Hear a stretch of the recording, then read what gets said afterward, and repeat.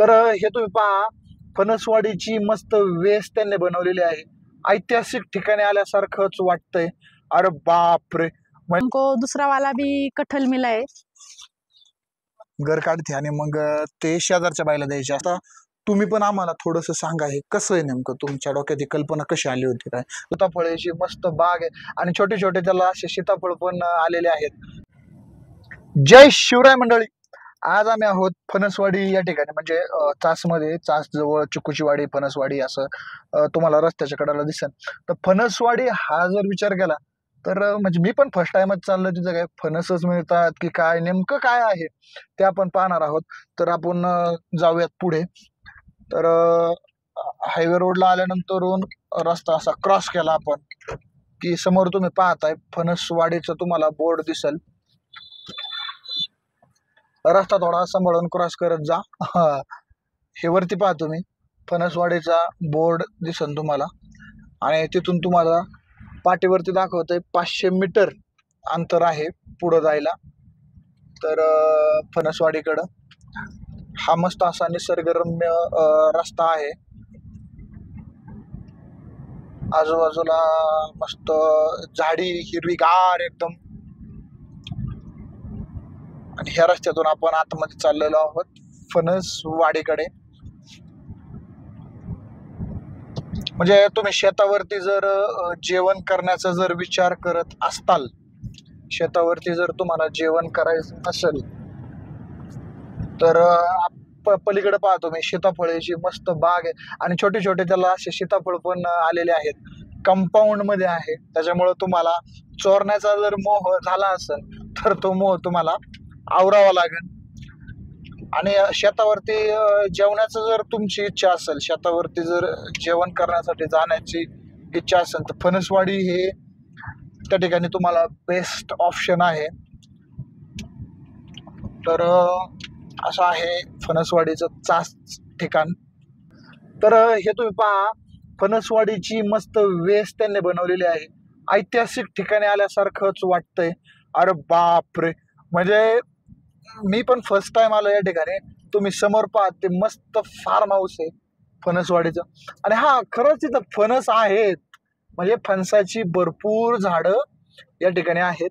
तर राजमाता जिजाऊंचा या ठिकाणी हा मस्त तुमच्यासाठी पुतळा त्यांनी स्वागतालाच या ठिकाणी राजमातांचं दर्शन होतंय तुम्हाला. तर आपण गाडी आता पहिली पार्क करू. गाडी पार्क करून आता आपण जाऊयात फणसवाडी या रेस्टॉरंट मध्ये. तर आता मस्त या ठिकाणी आपण गाडी पार्किंगला लावतोय. आणि आज फणसवाडीत येऊन फणस पाहायला भेटलंय, म्हणजे तुम्हाला फणस खायला कोकणात जायची गरज नाही. म्हणजे एकदम हाताने खाऊन, ते काय आंब्यासारखं असं खाता येणार नाही. किरण बघ ना, इकडे ना, बघ ना फणस. साईज थोडीशी अजून छोटीच आहे याची. कसं आहे ना, फर्स्ट टाइम बघितलंय फणस. म्हणजे झाडाला फणस खातोय आपण घरी.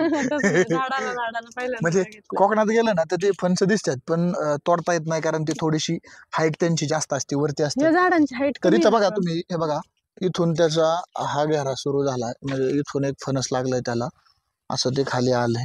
खाली किती मोठं होईल ते? खाली आता ही कोणती जाते फणसाची त्याच्यावर आहे, म्हणजे जास्त मोठं होणार आहे. याला कटहल पण म्हणतात, बरोबर ना? त्याच्यावर एक फिल्म आहे ना, कटहल वरती एक फिल्म आहे. हे बघा इथं बघा जवळ आहे, हे काटे बघ, याला याचा छोटासा असा चिक निघला याच्यात, म्हणजे बघ याला असं डवासलं ना, नाही आता हे झाडाचा लागला होता. तर हे बघ काटेदार एकदम, म्हणजे असं वरून काय दबत नाही, पण हे असं फणस आहे. आणि पाठीमाग बघा, आता इकडं आहे पुढं अजून, हे सगळे फणसाचे आहेत, फणसाची झाड आहे ती सगळी. फणस हे आंब्यानंतरून जर मला काय आवडत असेल ना, तर आंब्यानंतरून मला जर काय आवडत असेल ना, तर ते मला फणस आवडतंय.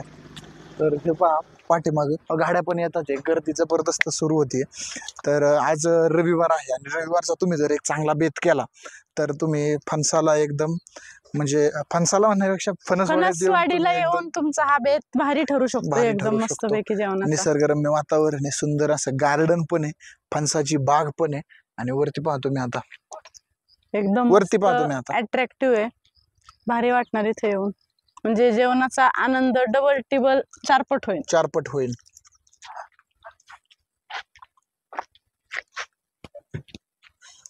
तर आता ह्या दोघी पुढे चालल्या आता फणसाच्या वाडीत. फणसाच्या वाडी फणसाव गाणं आहे का रे का काही? ना, आता आपण चलो काहीतरी गाणं आगे सर्च चलेंगे. मारू. चला चला. मस्त आहे हे फणसवाडी. यांची जर तुम्ही याचं म्हणणं आहे माझा खाऊ मला द्या, याला द्यायचं का नाही ते बघू आपण. जर हे तुम्ही बघितलं तो ये हमको दूसरा वाला भी कटहल मिला है. काय आहे, फणस फक्त बघूनच समाधान मानावं लागणार आहे, कारण ते अजून काय मोठं झालेलं नाहीये. मी आधी खात नव्हते, पण नवऱ्याची संगत लय वाईट आहे माझ्या, सगळंच खायला लागले. पण खरंच भारी लागतं. पहिले आवडत नव्हतं मला, आता लय आवडतं. तुला ते शाळेतली एक गोष्ट आठवते का, ते फणसाचे गर वगैरे मिळायची ती तुम्हाला होते का? ते म्हणजे शाळेत गोष्ट नाही, धडा होता आय थिंक. आम्हाला नव्हतं. तुला माहित आहे का तो धडा? तर आम्ही ना, मला वाटतं चौथीला असताना काय धडा होता आपल्याला. चौथीला आम्हाला एक मराठी शाळेत धडा होता, मराठीच्या पाठ्यपुस्तकात यायचा. फणस खाल्लं म्हणजे तो त्याच्या आई त्याला ते फणस कापून देते, फणसाचे गर काढते आणि मग ते शेजारच्या बाईला द्यायचे असतात, कारण ते पहिलं आपल्याकडे ते वानावळा देण्याचा जो प्रकार असतो ना तशा पद्धतीचं. आणि मग ते काय होतं, चालतं सांगतो मी. आणि मग तो काय करतो, ते फणस शेजारच्या बाईला द्यायचं ना आधी नेऊन, तो ह्यो स्वतःच खातो. मग स्वतःच खाल्ल्यामुळं त्याच्या आई त्याला लय बडबड करते. म्हणजे मग त्या गोष्टी असा बोध लहानपणी दिलेला असतो की मिलबाटके खाऊ, दुसऱ्याला देऊन तुम्ही खा. तर आल्या आपले दोन वेगळंच काहीतरी डिझाईन केलं इथं बघा ना, स्ट्रक्चर एकदम म्हणजे हे एक वेगळंच डिझाईन आहे, लाकडी हे आणि मस्त त्याचं डिझाईन आहे. आता इथं एक सुविचार लिहिलाय, सुविचार नाही, फणसवाडी निसर्गाच्या सानिध्यात, आपले सुविचार नाही म्हणू शकत, स्लोगन आहे. पण ते लिहिताना त्याच्यात जे रंग वापरलेत त्याचं एक बारीक बघ, फणसवाडी हे आणि हे हिरव्या याच्यामध्ये, पोपटी याच्यामध्ये, म्हणजे फणसाच्या किंवा झाडाच्या कलर मध्ये. आणि हे पाठीमागे बघ, सुंदर अशा पेंटिंग, आपलं स्वागत. आता तसं पेंटिंगचा जो विचार जर केला ना आपण, आपल्याला त्यातलं काही कळत नाही एवढं, पण ते दिसायला छान दिसते. पेंटर लॉक म्हणजे त्यातले दर्दी आहेत ना, त्यांना त्यातली गोष्ट माहिती आहे. कंदील गोष्टी जसं ऐकल्या असतील तसे ते हे कंदील आहेत, आणि मस्तपैकी हे कंदील घेऊन जायचे, स्वागत करायचे. म्हणजे गोष्टी तरी ते एक याची पण एक लहानपणी एक धडा याचा पण होता, सर आलेले आहेत. तर लहानपणी एक धडा होता की कंदील घेऊन जायचा, मग त्याचं ते वासरू हरवतं आणि मग ते वासरू शोधायचं काम होते. म्हणजे मी मराठीत तसा पक्का होतो. तर असं, आणि बैठक व्यवस्था पण इथं पाहू शकता तुम्ही, एकदम जबरदस्त आहे. अशी सुंदर बैठक व्यवस्था आहे. आणि या फणसवाडी हॉटेलचे सर्व आपल्या सोबत आहेत या ठिकाणी. नमस्कार सर.